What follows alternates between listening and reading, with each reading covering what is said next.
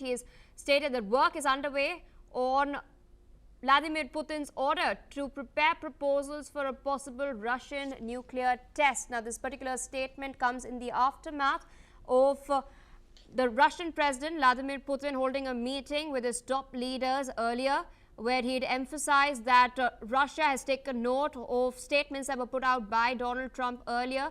Donald Trump had earlier, of course, stated that the United States of America is looking at restarting and its nuclear explosive tests.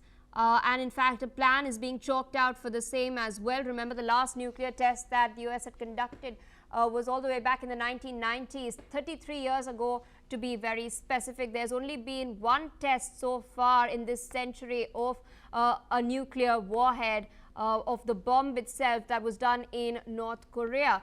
In the meantime, the United States under Donald Trump has pointed to certain quote-unquote tests that are being carried out in China and Russia. Up until now, China and Russia have been testing the nuclear weapons delivery systems and not the warheads itself. Russia has recently tested out the Burevestnik missile, something that has clearly not gone down well with the Americans. And in response to Donald Trump's very lengthy Truth Social message, as well as his statements that he's put out to the media, Putin had in fact directed his officials to also prepare for nuclear tests in case the United States goes ahead, emphasizing that Russia will respond in equal measure to what the Americans are doing. The Americans are, of course, concerned with the nuclear arsenal buildup that Russia has. Russia is, of course, the largest stockpile of nuclear weapons in the world. The Americans are second. China is third.